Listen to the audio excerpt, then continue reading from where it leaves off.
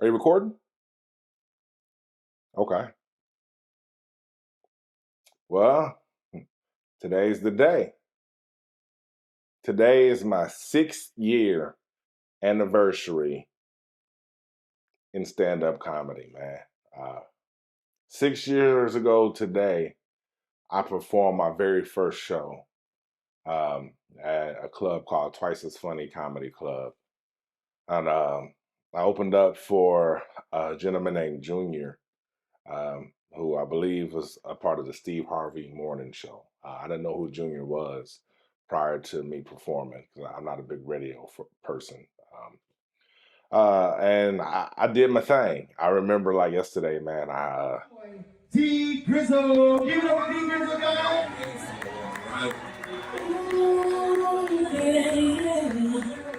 Oh, baby. I told you this first, you wouldn't believe me.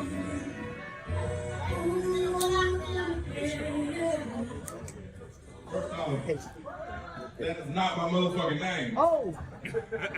My name is Deezil. Greezil. Deezil. But I appreciate you trying, I do. How's everybody doing? Make some noise if you love your mother. Yeah! Awesome. Make some noise if you like your mama. No ain't shit, no ain't shit. We all love our mother, right? Everybody love their mama. Hell, we wouldn't be here without our mother. Hell, especially me, because I had to get a ride, but that's not why I love my mama. I love the hell out of my mama, but I understand that the way my mama raised me and the shit she used to say to me, I can't say to my kids. I cannot talk to my kids in the same way that my mama used to talk to me. So, a normal interaction with a mama would be like this. Mama, can we go to McDonald's? And your mama would say something like, do you got some McDonald's money? And I would say no. And I would understand why we cannot go to McDonald's. But not my mama. My mama would always take shit where it don't need to be.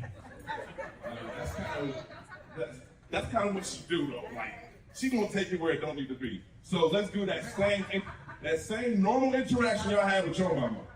I'm gonna show you. So, mama, can we go to McDonald's? No. Yeah, if I can pull it out of my pussy.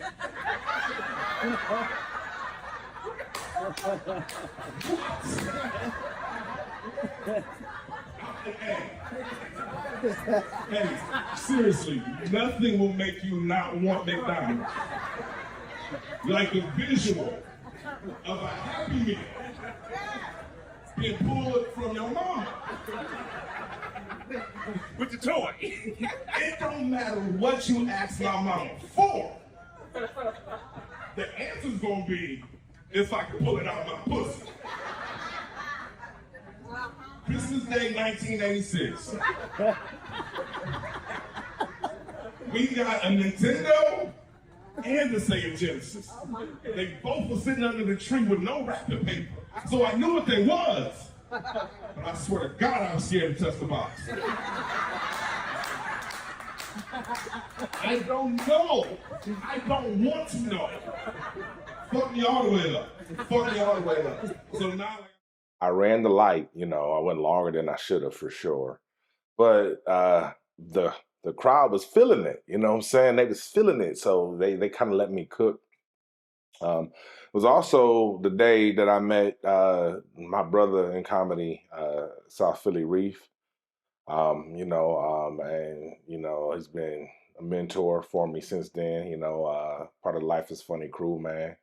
We've been all over the United States doing this thing that we love, and it's been a journey, man. So tonight, to commemorate my 6-year anniversary, man, when we filming this comedy special outside, outside special because we in the great state of Texas and the weather happened to be beautiful. And so I'm excited, man. I thought I would be further along in my comedy career at year 6, but it's a grind. It's a journey, man. And so I like to thank y'all for tuning in to watch this, and I want to thank all of the people who are paying to come out to this show tonight, man. It's always a blessing when people support your craft. And so just out here living the dream. I got into comedy, man. It was a dare. A friend of mine by the name of KT, man, he did the open mic. And the deal was like, if he did it, then I would have to do it. So he did it one week. And so I had to do it the following week. And when I first got on that stage, man, I fell in love, man. I did it and I was like, yo, I should have been doing this a long time ago. Of course, it's God's time, and so you can't never really complain. But I felt like, I have found my thing. And so didn't know much about comedy, didn't understand the art of comedy, all of the nuance. Had been a fan of comedy for years and, naturally made people laugh, but had never really took a hard look at the art of comedy. And so once I did that, shouts out to my boy LaDon Wiggs, aka Fat Yoda, founder of the Life is Funny Entertainment Crew. He's definitely a student of the game, man, and he's always giving us reading materials and sending us YouTube videos to sharpen up our craft.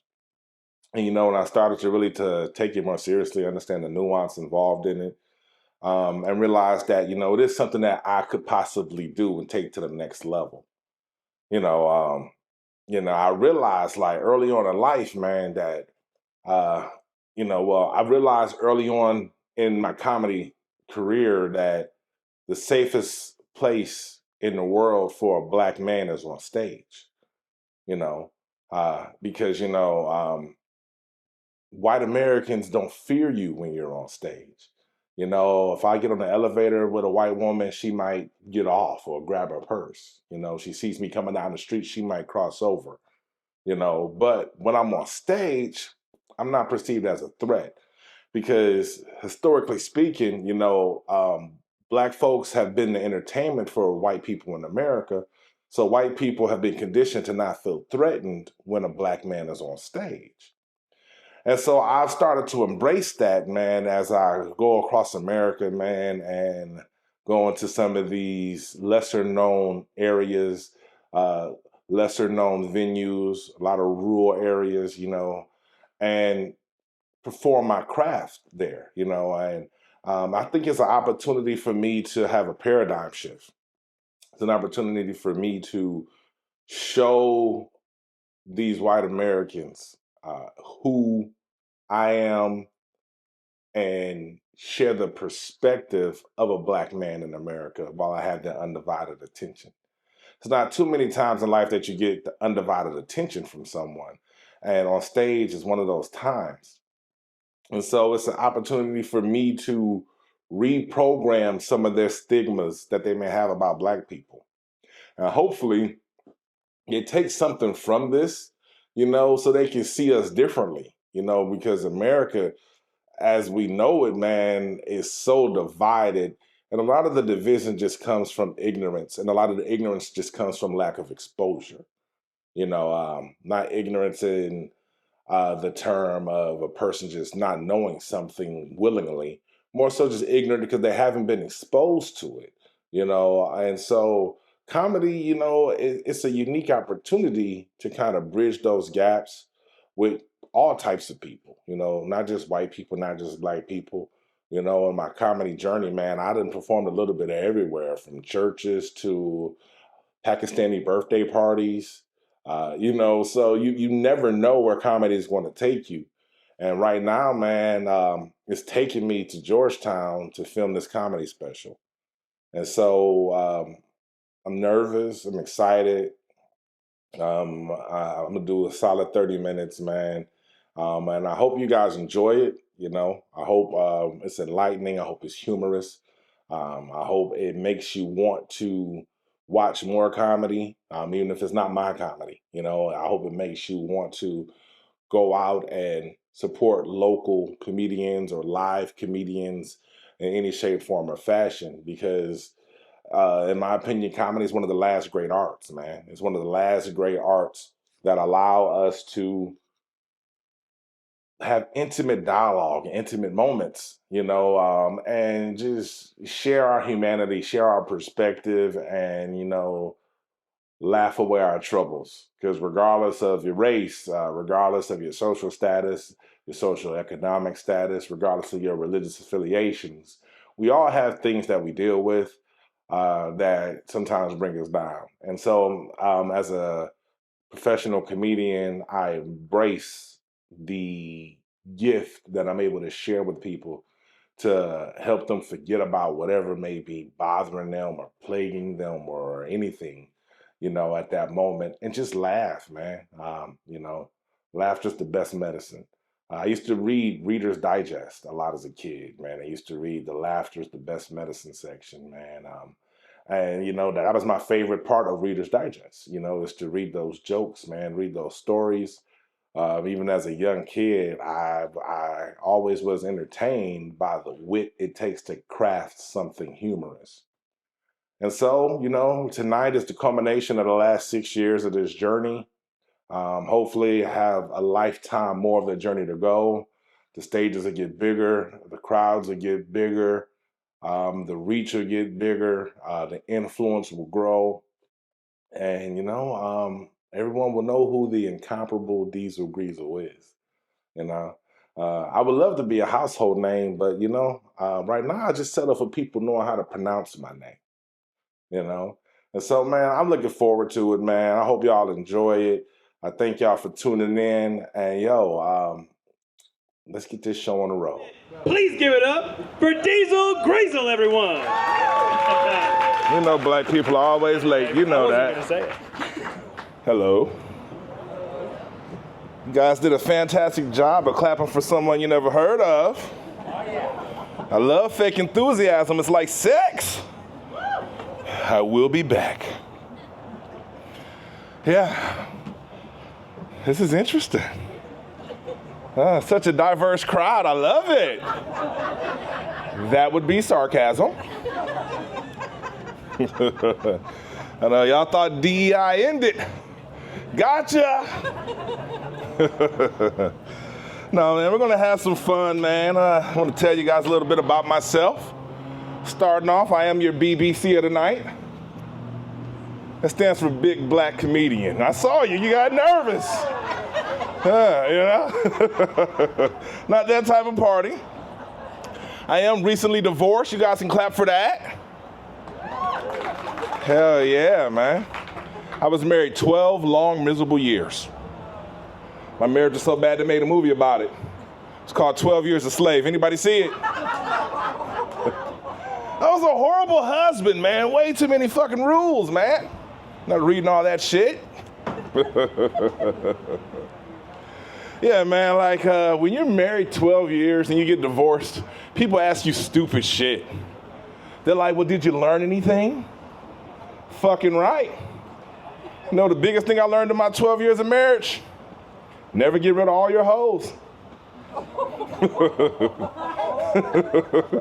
What successful organization starts with a new hire? None. Experience is key, man. It's key. Now, going through a divorce is scary, man. Divorce court is like the scariest shit ever. And see, I'm going to share something with the ladies. I'm all about transparency. All men get married for the same reason. We were looking for some pussy. But when you're going through a divorce, you're just trying not to get fucked, right? We call that the circle of life, right? I knew in my divorce I was going to lose everything because I had a court-appointed divorce lawyer. Yeah. I knew my lawyer wasn't shit because he kept calling me fam in court. It's like, no, man, no. It's like, it's a good deal. I'm like, nah, nigga, I can read. This is a horrible deal. It's the worst $2,500 I ever spent. This is bullshit.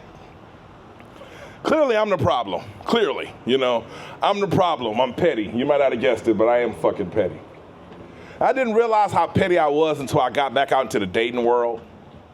And I realized that I would break up with a woman for the most petty shit. Purple shirt. You know the most petty reason ever? He's been through it all, man. You know the most petty reason? Most petty reason I ever broke up with a woman was because her kids were ugly. Granted, she was my baby mama, but I knew you fuckers were judgmental. I knew it. Like, I don't want to be seen in public with ugly kids because people will judge you. You know? Like, if you see a man, a woman, and an ugly child, what'd you just see? An ugly family. And now y'all looking at the parents trying to see where the ugly came from. It's a lot of fucking pressure. A lot of fucking pressure, man. So I know it's me, man. Like, I'm out here, man, looking for love, man. Tried the dating apps. Anybody ever tried the dating apps? You ever tried Tinder?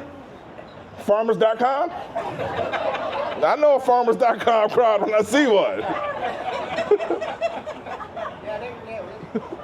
See, on Tinder, like, you swipe left, swipe right, right? So I got on Tinder thinking I was a solid 8. Turns out I'm like a 4 and a possible. Wasn't what I was anticipating. Yeah. And, you know, believe it or not, I only went on one date. Like, one date, man, with this little chick. And by little chick, I mean she was a midget. I probably should have knew she was a midget because I could see her head and feet in the profile pic. It's like she was a catfish nugget. I love catfish nuggets. But here's the thing, like, all midgets have big booties. Like, I don't know why, but they do. So, you know, I'm open-minded. So I went over to her house, I picked her up. Safety first, Georgetown. Buckle, little bitch, you know? It can get wild. So when we got to the club we were going to, I realized something else. Midgets get drunk on half the liquor. So now this is a fiscally responsible date as well, you know? So we're having a good time. I get up, I use the restroom, I come out, little bitches in handcuffs. I'm like, what? I go to security, I'm like, what happened? He's like, bro, she keeps coming up short on the tab. It's fucking horrible. You guys are horrible people for laughing at that. You know? So needless to say, man, that was my last date with her. Because as you can see, I got a lot going on with this comedy thing. You know? And I can't afford to be around anyone with a drinking problem, even if it's just a little one. That's a horrible fucking joke, man. But no, like, my dating life is hard, man. I met this one girl. I liked her. We went on 3 good dates and then shit got weird. Like, right before the 3rd date, she's like, you know, I really like you, so I want to be honest with you. So I'm like, this bitch is a man, right? I've seen this movie before. I know where this is going. But it was worse than that, man. It was worse. She wasn't a man. It was worse. She told me when she was younger, back when she was in high school, she used to be in special education classes. I'm like, you don't wait till the 3rd date to tell me you used to be slow, you know? They got all these spots to park in the front. We've been parking in the back. Bitch, speak up. You gotta use what you got to get what you want, God damn it. But see, I'm a man, and men are simple. So all I wanted to know is like, how special we talking?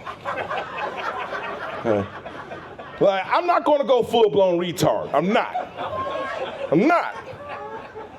But if you dyslexic, you can get this dick. That's all I'm saying. Like, if you can ride a short bus, you can ride a long dick. I don't want to hear no excuses. You got a wheelchair ramp. This shit's OSHA compliant. Like, come on. You guys are fun. You guys are assholes, but fun. You know, it's hard out here, man. Like, you know, I'm getting older, man, and, you know, Funny thing about when you get older, man, you got to take your health a little more seriously, right? You know all about that, right? You know, prostate exams, colon exams, like, you know, man, like. And so I got diagnosed with sleep apnea, you know. So I got this CPAP machine now that helps me sleep, but I like to use it for role playing during sex. I like to put on my CPAP and eat pussy. I like to pretend I'm scuba diving. You know, it's easy because, you know, it smells like, you know. Salt water, man. It smells like salt water. What are you doing? You know? So the doctor, they're like telling me like, you know, high blood pressure, if it runs in your family, it could be hereditary. You know, like diabetes, if it runs in your family, it could be hereditary. Turns out, big dicks run in my family. It's hereditary. But I'm concerned because I got 3 daughters, you know, so I don't know how that works. Like, I don't know if they're going to be lesbians or what. I don't know, man, because shit's hereditary, man. Now, I have 5 amazing kids, man. 5 beautiful kids, love them all, take care of every single one of them. But just being transparent, if I have a 6th baby, I ain't gonna take care of it. If you take care of 5 out of 6 kids, what's that, like 83%? Shit, you're not gonna shame me for being a B+ parent. I know some people don't take care of none of their kids. Shit. I love my kids, man. My kids are awesome. The only thing about my kids that gets on my nerves is they don't respect boundaries. They don't, man. Like the newest thing my kids do is they're always unplugging shit to plug in their cell phones. You ever get up to make coffee and your Keurig's unplugged, but their tablet's fucking charging? Like, what the fuck? The other day, man, we're hanging out at my mom's house and I noticed my mom is like nodding in her chair. My daughter unplugged her fucking oxygen. I'm like, why in the fuck would you unplug grandma? She's like, well, Dad, my phone's on 10%. Well, grandma's on 1%, goddammit. I plugged her in, she did a factory reset. She's talking Spanish, we don't know what the fuck she's saying. Like, don't you touch mama, no fucking more. Kids are a trip, man. They're a fucking trip. My kids love YouTube. They fucking love it. The problem with YouTube is all they do is watch videos on how to spend your money. That's it. They just come to me every day with videos like, Daddy, look at this. Daddy, look at that. So, you know, with children, you gotta meet them where they are. So since they're always showing me videos of shit they want me to buy, I started showing them YouTube videos of kids I wish were mine. Like, look at LeBron James dunking that basketball. Isn't that fucking cool? What do? Fucking TikTok dances. What the fuck you do? Useless. Useless, man. They're a trip, man. They're a fucking trip, man. Like, I took my daughter, my youngest, is my sweetheart. Everyone has a favorite, right? You know. Took her out on a daddy-daughter date because I don't want her to grow up to be a hoe. No. You don't understand. Her mom's a hoe. And it's hereditary, you know? So I took her out on a daddy-daughter date. We're having a good time.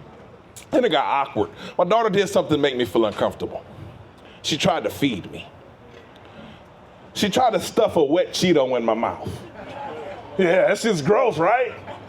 I slapped it out of her hand like it was a dick. Like, what is wrong with you? And she could tell I was pissed. Like, you know, she could tell I was pissed. So on the way home, she's trying to make it better. So for no reason at all, she fucking lies to me. She says, Dad, I don't know why, but for some reason, your car feels like a Lamborghini to me. I'm like, word? A Lamborghini? Now, I drive a minivan, you know.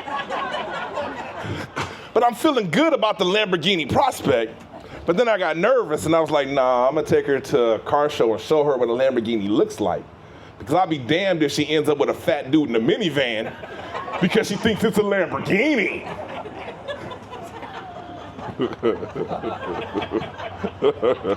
Like, not on my watch. This is a Dodge Journey, goddammit. This is not a Lamborghini. You know. Kids are a trip. Like my youngest, the wet Cheeto stuffer, she wants to be a comedian just like me, you know, which I think is awesome. Her mom hates it, but I hate her fucking mom, so hey, even swap, no swindle. I got a call from the school today, and they're like, hey, man, you got to pick up Natalie. She said something inappropriate. So I'm like, okay, I know my baby. I get to the school, I'm like, Natalie, what the fuck did you say to these people? She's such a manipulator. She's like, Dad, I have a friend named Bobby and he doesn't have any arms. I said, what the fuck? She says, knock, knock. I said, who's there? She says, not Bobby because he doesn't have any arms.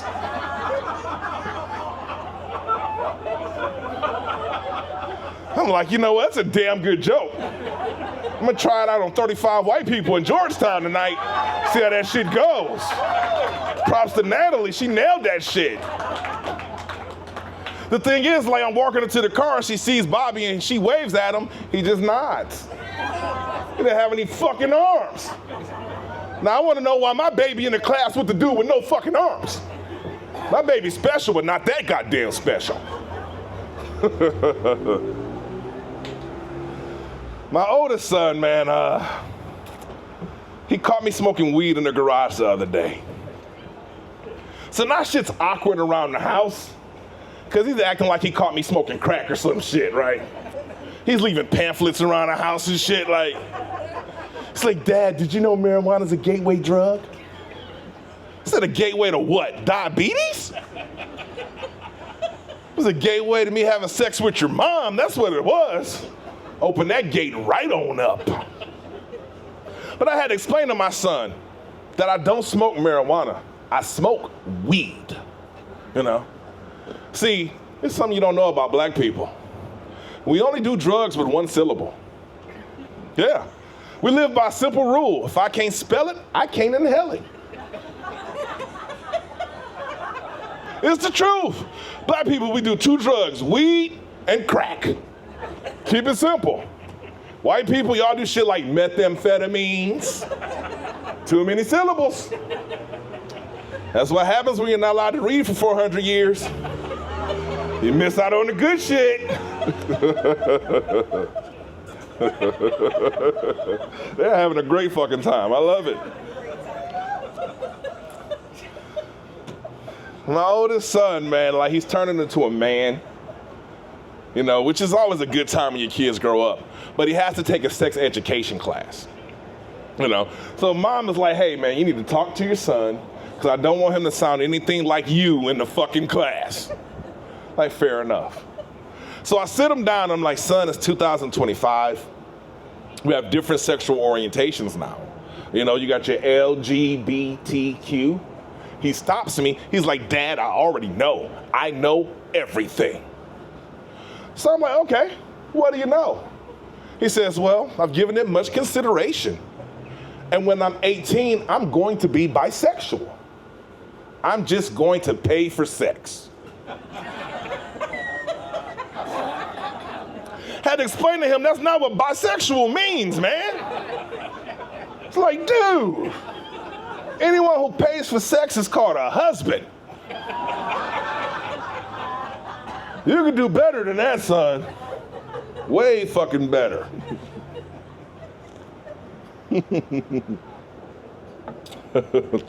That's silly, man.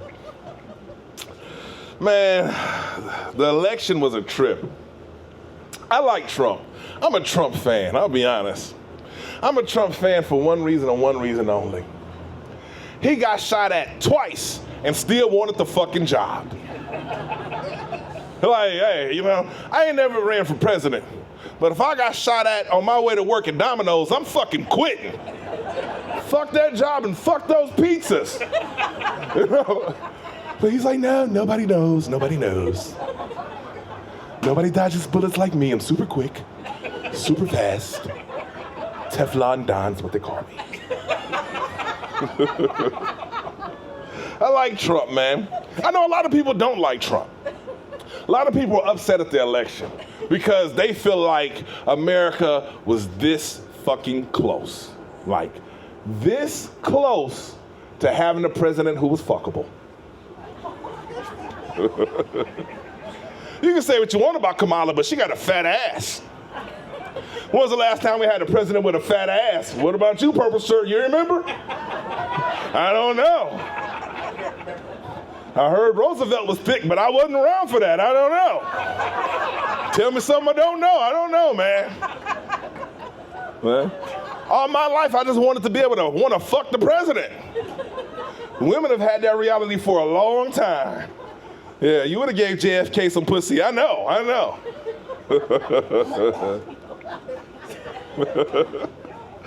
But like, no matter who won, we all wanted the same thing. Alrighty then, black people are scared of loud sounds. All right. Shit, I got bad nerves. I already feel like I'm on a fucking slave auction block in this bitch, like. You know?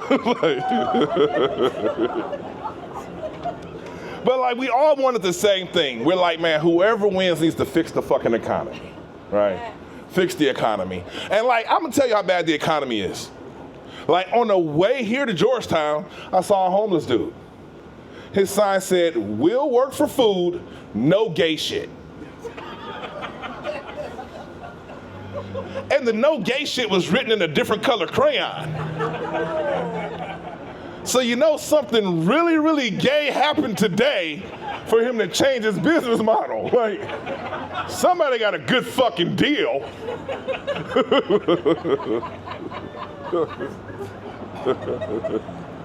See, every time I do that joke, there's always someone that says something like, "You're homophobic."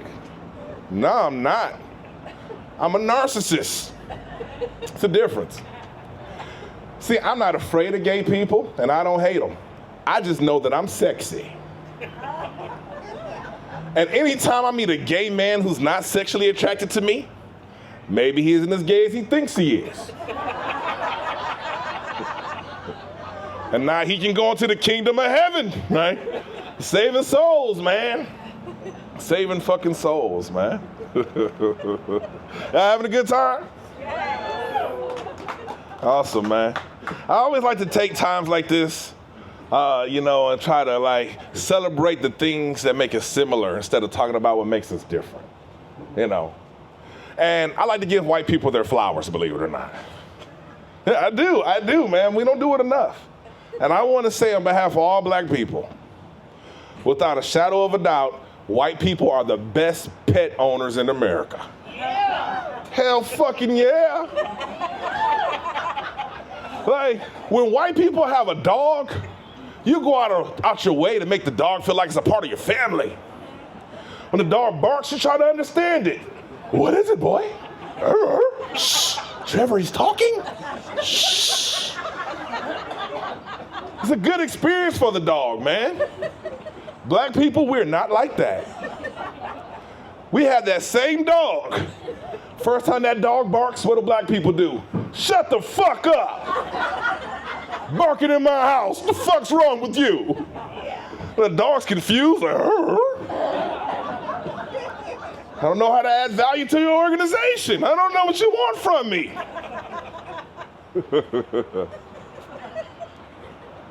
But honestly, man, from my experiences, black and white people are pretty much the same. There's really like one fundamental difference that separates black and white folks. White people plan their kids. And black people, we just have babies. Like, in fact, when a black family has a new baby, it's like a surprise birthday party. And the only people that knew about it are the people that's coming.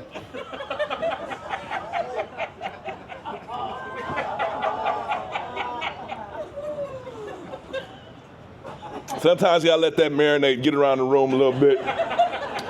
I smell a GED or two in here. Take your time. No rush.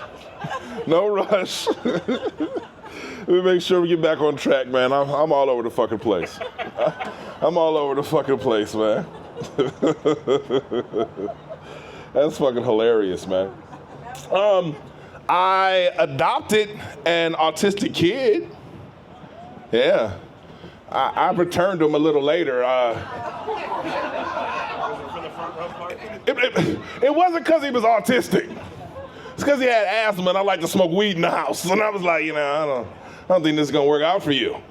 Like, you're nonverbal and you keep choking. I don't know. Like, you just go ahead and take you back to the foster home. That's a joke. I would never adopt an autistic kid. Like, life's hard enough as a black man. Why would I do that? I would never fucking do that. That's fucking funny though. One of the things that happens when you get older is you kind of, your sexual fantasies change. Like at the ripe old age of 44, I do not like when women call me daddy during sex. It sounds expensive, Like, historically speaking, everyone that's ever called me daddy in life later asked me for money. like, that's how it works, right? So now when I'm having sex with a woman, instead of calling me daddy, I want her to call me the name of the bill that she wants me to pay. I like to hear shit like, ooh, Netflix, you killing that pussy. Are you still watching?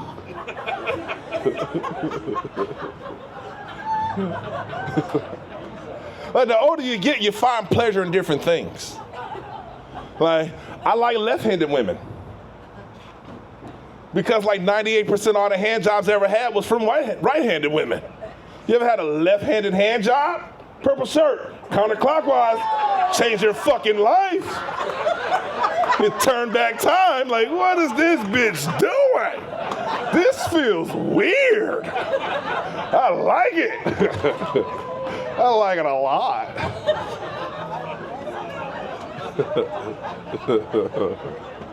But because you got to be careful out here now, man. I like the shirt.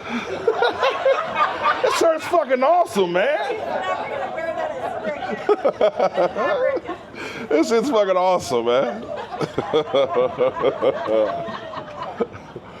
Cause when you dating out there, man, you gotta be careful where you have sex.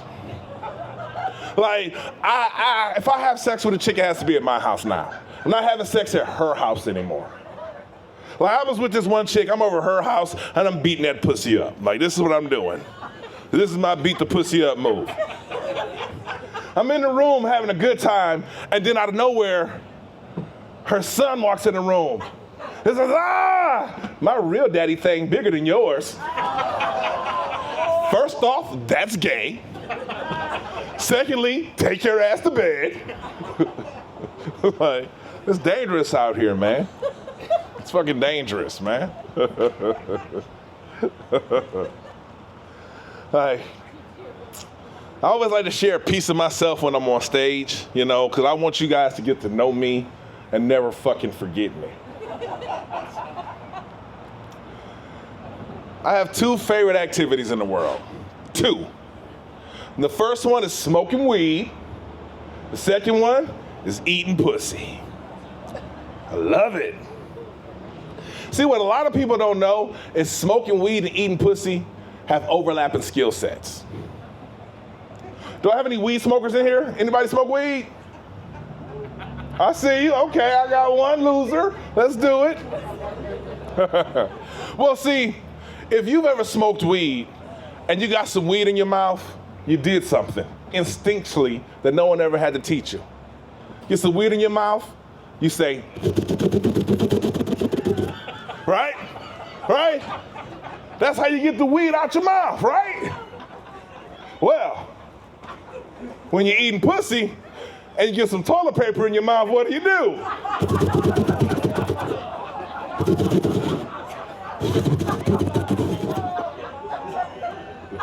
At least she's wiping. At least she's wiping, man.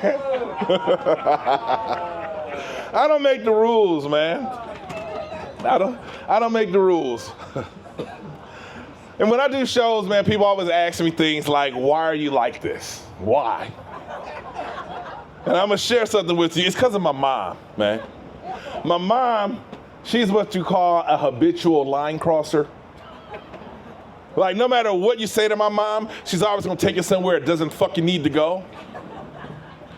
Like, my mom as a kid growing up, no matter what we asked my mom for, we got the same fucking answer.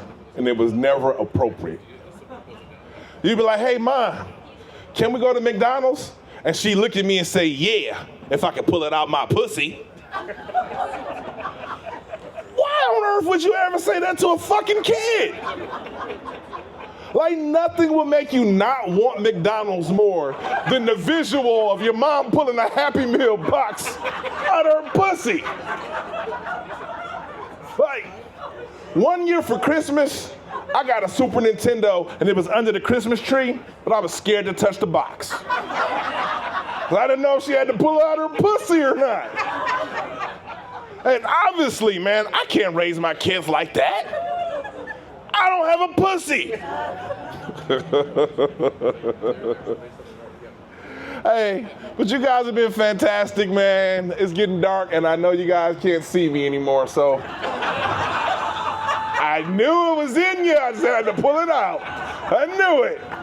But you guys have been fantastic, Georgetown. I'm the incomparable Deezil Greezil. This has been great. Thank you.